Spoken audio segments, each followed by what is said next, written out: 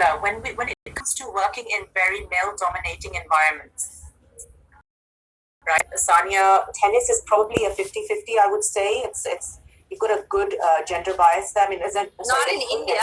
I mean, in the world, yes, but not in the subcontinent. It's not 50-50 at all. I mean, it's probably an 80-20 ratio, right? Like in the subcontinent, how many girls do you actually see going out and trying to become a professional athlete or professional tennis player? It's right. Not that common. I mean, 20-25%. But in the world, sure. I mean, I think in the world, the field I'm in, it's 50-50. But I mean, you guys are in male-dominated professions too. I mean, the world. So most things are male dominated, right? Like that's not about male bashing at all. Like I just think that it is what it is and you have to call it sometimes. But what I want to know is how do you, I mean, I know certainly how I have dealt with being in the PR and media industry which is very male dominated. But how do you deal with insecurities that come out of, that you can see from men that see successful women in front of them? Because I see that a lot. And I think, like, for example, Zainab, you are in, you're a TV broadcaster, for example, and before you and even with you, there are many, many male big names, right? There are very successful men. How do you deal with the insecurities that men show, that could show potentially? I don't know if they do, and I'm not implying they do, but, this can happen. And then I want Sania to tell me as well, because I know that you've played with a lot of big names as well who are men. And, do you find that their attitude changes slightly when they see that you're more successful? Does that happen? Or, does it happen with men around you in general? I think, I have seen that. I have sensed it. I mean, I think we're all perceptive women. And when somebody is insecure of you, I feel like, at least to me, it's very obvious. But it is something that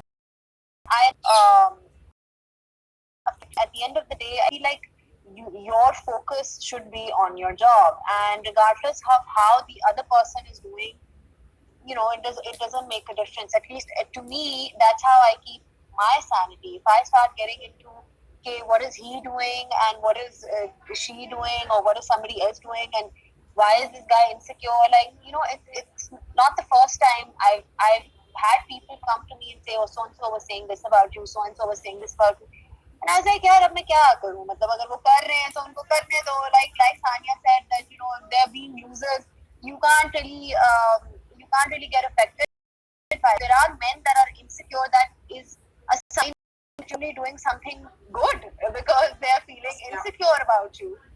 So that's the way I deal with it. Like, I just ignore it, and I try and my focus is obviously on making myself better as whatever I'm doing, and whatever I'm doing as a presenter, I have to do research and prepare well, and I'm sure she'll do the same, that she tries to just focus on her job, basically. No, I think that you're right. I mean, I don't really face that insecurity in tennis players, so to say, most of the time. I don't think that our fellow tennis players are like that. I think because just as athletes, I think they do have a little bit of a broader spectrum in life, and they've also seen a lot, and they've seen struggle, and they've seen a lot of the world as well. So I don't think that I see that, but in general, yes, I think that men are some men, not all men, but I think some men are definitely threatened by a strong woman. I think they're threatened by a woman with an opinion. They're threatened, and it not just has anything to do with me playing tennis or then presenting. It could also just be the fact that three of us are sitting and having this conversation, which is uncomfortable for a lot of women.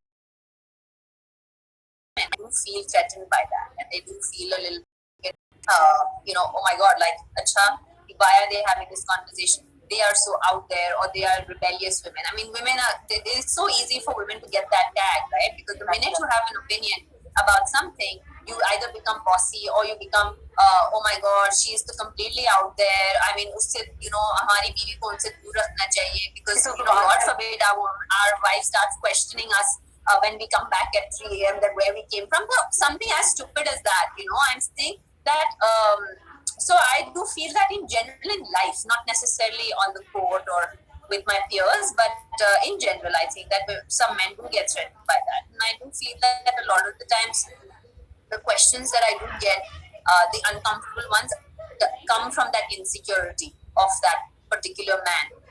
because I think that he's trying to, you know, put his insecurity into that question, and honestly, I don't have time for that. So, you know, I just think that we just really have to, the onus also is on women.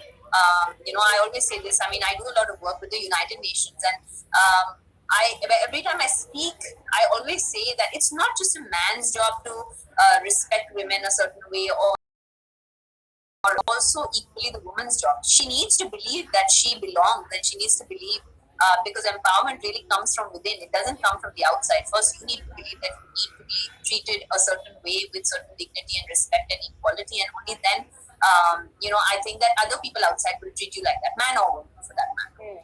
Mm. You know, we're talking about, of course, you know, insecurities and attitudes that we've seen around us. But one of the most important things, Sania, that you know we've seen from you is the act of resilience on court. I mean, over this, from whatever we've all followed of you, I mean, there was a time you were getting criticized.